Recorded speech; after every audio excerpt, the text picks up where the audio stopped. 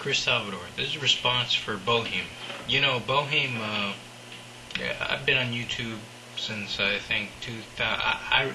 The first time I was ever on YouTube was when Kanye West said George Bush doesn't like black people, so that's 2005.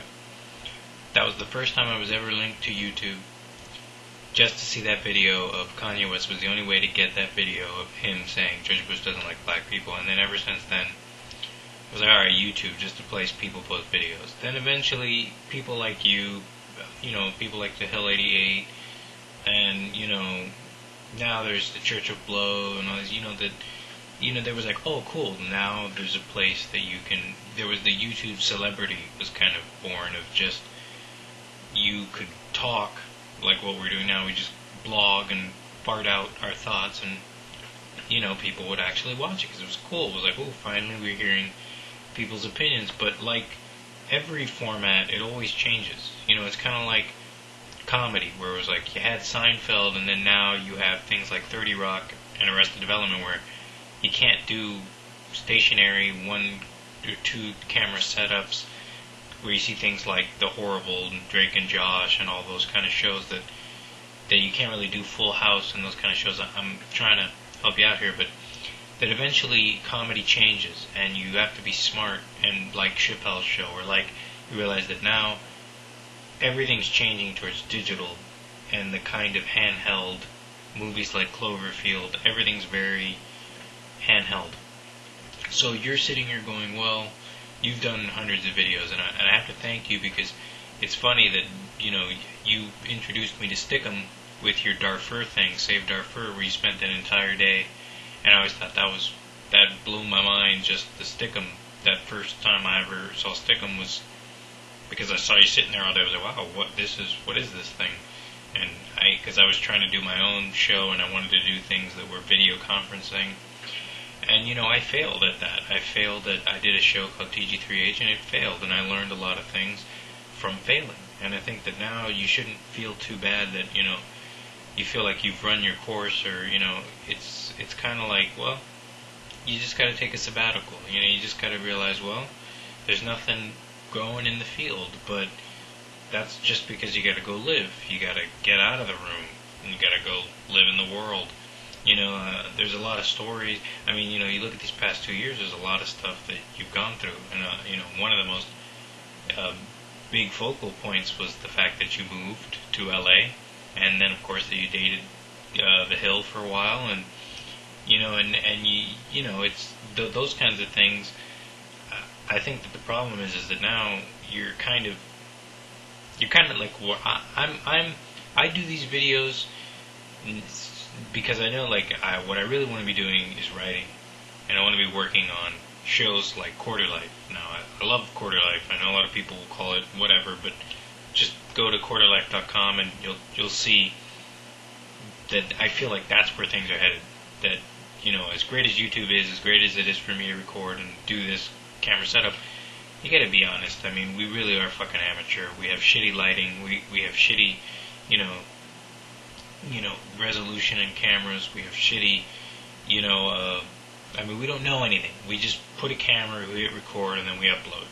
We don't have really great production value, and technology has not, until one day I'm able to literally have an angel pop up on my shoulder, and I can literally look at it, and it looks like Gollum, and it's great quality coming from some, 20 megabyte download that I got, until we get there, the problem is that we're amateurs. So the point that I'm trying to say is that right now I think the reason that you're that everything, the volume's being turned down, you feel like you're failing in YouTube, is that it's time for you to write. It's time for you to do. It's time for you to stop bitching and venting, and it's time for you to write something, for you to write a movie. I don't care if it's a spoof like a Hot Fuzz or Shaun of the Dead or something, that a zombie movie, or you gotta write, and then you gotta hope that that what you write is that you enjoy it enough to continue writing it, so that you can finally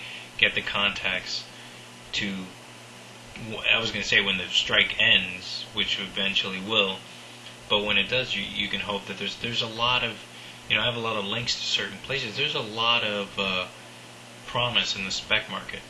I saw where Richard Kelly, Southland Tales, that company that I don't have the name on my head right now, but it's in somewhere in my like I saw there's a lot of baby kind of production places. Everybody just thinks, I'll go to Warner Brothers or I'll go to Sony, but there's a lot of little guys, like as you see Bad Robot, which was J. Abrams.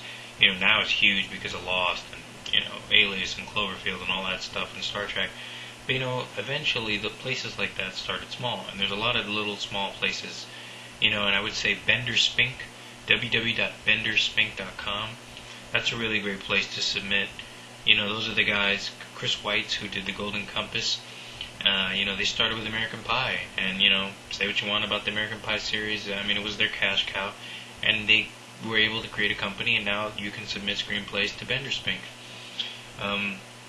I really feel that's where you're supposed to go, Boh3m. You're obviously a talented guy, you're funny, and, you have your charms and all this stuff. I know this sounds totally gay, but that's the kind of, now you just have to find a character with which, or a story, or something, to kind of put your story in.